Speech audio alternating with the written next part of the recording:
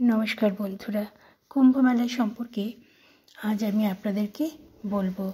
দেখুন বন্ধুরা, কুম্ভ মেলায় কিন্তু অনেক মানুষ ছুটে যাচ্ছেন কুম্ভ স্নান করার জন্য, কারণ 144 বছর পর হচ্ছে এই মহাকুম্ভ। তো এই মহাকুম্ভে স্নান করে পুণ্য অর্জনের লোভ যেমন আছে সাধারণ মানুষের, তেমনি আছে নেতামন্ত্রীর, তেমনি আছে বিভিন্ন রকম সেলেব যারা সেলিব্রিটিরা, তেমনি আছে ধনী, তেমনি আছে দরিদ্র। সবার মধ্যেই কিন্তু লোভ রয়েছে পুণ্য অর্জনের, উদ্দেশ্য তাদের একটাই। তো বিভিন্ন দূর দূরান্ত থেকে বিভিন্ন রকম মানুষ ছুটে আসছেন, কিন্তু তাদের মধ্যে নাগা সন্ন্যাসীরা বিশেষ দৃষ্টি আকর্ষণ করেন। নাগা সন্ন্যাসী সবাই কম বেশি দেখেছেন, শুনেছেন। তো কুম্ভে কেন ভিড় করেন এই নাগা সাধুরা? কখন তারা উলঙ্গ বেশ ধারণ করেন? সেই সম্পর্কেই আজকে আমি আপনাদেরকে জানাবো। আশা করি আপনাদের ভালো লাগবে। ধর্ম রক্ষা করাই হচ্ছে এদের প্রধান কাজ। কারো গায়ে গেরুয়া বসন, তো কেউ আবার এই ঠান্ডাতেও উলঙ্গ হয়ে গায়ে ছাই ভস্য মেখে সাধনা করেন। সাধু, সন্ন্যাসী, অঘরী, নাগা সাধু, সাধারণ মানুষ থেকে ভিআইপি প্রয়াগরাজে মহাকুম্ভ মেলায় দলে দলে প্রত্যেক দিন ভিড় করেছেন কোটি কোটি ভক্ত। কেউ আসছেন গঙ্গা স্নান করে পুণ্য অর্জন করতে, কেউ আসছেন সাধু সঙ্গ লাভ করতে। সাধুদের আছে নানা প্রকার ভেদ। কেউ অঘরী, গলায় মুন্ডমালা, লাল চোখ, যেন যে কোনো মুহূর্তে প্রলয় ঘটাবে তার তেজ। কেউ আবার নাগা সন্ন্যাসী, ধর্ম রক্ষা করাই এদের প্রধান কাজ। কারো গায়ে গেরুয়া বসন, তো কেউ আবার এই ঠান্ডাতেও উলঙ্গ হয়ে গায়ে ছাই ভস্য মেখে ব্যস্ত সাধনার জন্য। এমনই নানা দৃশ্য ছড়িয়ে ছিটিয়ে রয়েছে গোটা কুম্ভমেলা জুড়ে। সাধুদের এই কঠোর তপস্যা প্রত্যক্ষ করতেই ছুটে আসছেন বহু মানুষ। গায়ে একটা সুতো নেই, হাতে তরবারি, গদা, ত্রিশূল, ডমরু নিয়ে মহাদেব নাম জপ করে চলেছেন নাগা সাধুরা। কিন্তু প্রশ্ন, এই ঠান্ডাতেও নগ্ন থাকে নাগা সাধুরা কিভাবে? কখন তারা পরিত্যাগ করেন নিজেদের বস্ত্র? এই প্রশ্নেরই উত্তর দেব আজকে। নাগা সন্ন্যাসী হওয়ার প্রক্রিয়া খুবই কঠিন এবং দীর্ঘ। একজন সাধারণ মানুষের নাগা সন্ন্যাসী হয়ে উঠতে কমপক্ষে প্রায় 6 বছর সময় লাগে। নিয়ম মতে একজন উলঙ্গ নাগা সাধু শুধুমাত্র কটি ছাড়া আর কিছুই পড়তে পারেন না। কুম্ভ মেলাতেই সন্ন্যাসী হওয়ার জন্য চূড়ান্ত শপথ নেন তারা। এই সময় অনেকেই জীবন থেকে শেষ বস্ত্রটুকু ত্যাগ করেন। এরপর সারা জীবন ওইভাবেই জীবন অতিবাহিত করেন নাগা সন্ন্যাসীরা।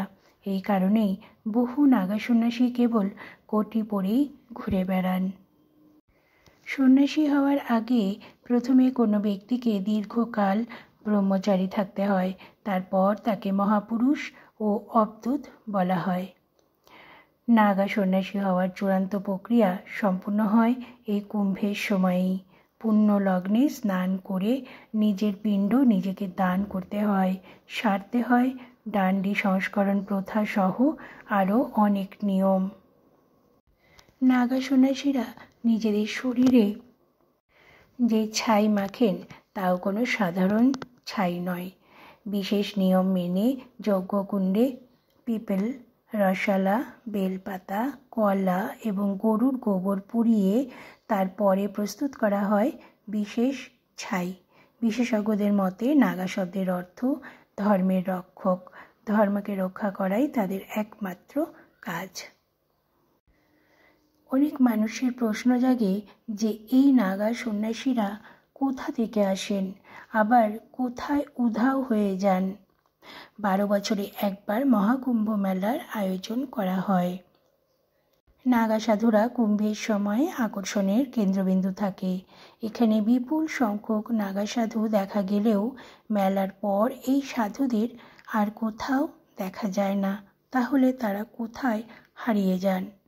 লাখ লাখ নাগা সাধু কোনো যানবাহন ব্যবহার না করে এবং জনসাধারণের নজরে না এসে কুম্ভে পৌঁছান। এমন পরিস্থিতিতে এটি বিশ্বাস করা হয় যে তারা হিমালয়ে থাকেন এবং শুধুমাত্র কুম্ভ মেলার সময়ই সাধারণ মানুষের মধ্যে তাদেরকে দেখা যায়।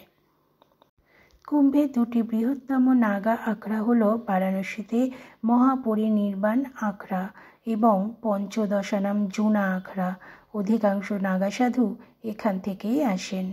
নাগা সাধুরা প্রায়ই একটি ত্রিশূল বহন করেন এবং তাদের শরীরে ছাই দিয়ে ঢেকে রাখেন। তারা রুদ্রাক্ষ জপমালা এবং পশুর চামড়া দিয়ে তৈরি পোশাক পরেন। তারাই কুম্ভ মেলায় প্রথম স্নান করার অধিকারী। এরপরে বাকি ভক্তরা স্নান করার সুযোগ পান। মেলা শেষে সবাই ফিরে যান নিজেদের রহস্যময় জগতে। কিন্তু কোথায় সেই জগৎ? নাগা সন্ন্যাসীদের জীবন সম্পর্কে জানুন। কুম্ভ মেলার সময় নাগা সাধুরা তাদের আখড়ার প্রতিনিধিত্ব করেন। কুম্ভের পর তারা নিজ নিজ আখড়ায় ফিরে যান। আখড়াগুলি ভারতের বিভিন্ন অঞ্চলে অবস্থিত এবং এই সাধুরা সেখানে ধ্যান, সাধনা এবং ধর্মীয় শিক্ষা দেন। নাগা সাধুরা তাদের তপস্বী জীবনধারণের জন্য পরিচিত। কুম্ভের পর অনেক নাগা সাধু ধ্যান এবং তপস্যার জন্য হিমালয়, বন এবং অন্যান্য শান্ত এবং নির্জন স্থানে চলে যান। তারা কঠোর তপস্যা এবং ধ্যানে সময় ব্যয় করেন। কুম্ভ মেলা বা অন্যান্য ধর্মীয় অনুষ্ঠান হলেই তারা জনসমক্ষে উপস্থিত হন। কিন্তু নাগা সাধু কাশী, হরিদ্বার, ঋষিকেশ, উজ্জয়িনী বা প্রয়াগরাজের মতো বিখ্যাত তীর্থস্থানে বাস করেন। এটাই আমরা জানি। এই স্থানগুলো তাদের ধর্মীয় ও সামাজিক কর্মকাণ্ডের কেন্দ্র। নাগা সাধু হওয়ার বা নতুন নাগা সাধুদের দীক্ষা নেওয়ার প্রক্রিয়া শুধুমাত্র প্রয়াগ, নাসিক, হরিদ্বার এবং উজ্জয়িনের কুম্ভে ঘটে, তবে তাদের ভিন্নভাবে নাগা বলা হয়। এই যেমন ধরুন, প্রয়াগে দীক্ষা গ্রহণকারী নাগা সাধুকে রাজরাজেশ্বর বলা হয়। যিনি উজ্জয়িনীতে দীক্ষা নেন তাকে খুনি নাগা সাধু এবং যিনি হরিদ্বারে দীক্ষা নেন তাকে বরফানি নাগা সাধু বলা হয়।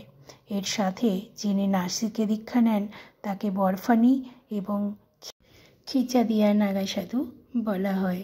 নাগা সাধুরাও ভারত জুড়ে ধর্মীয় সফর করেন।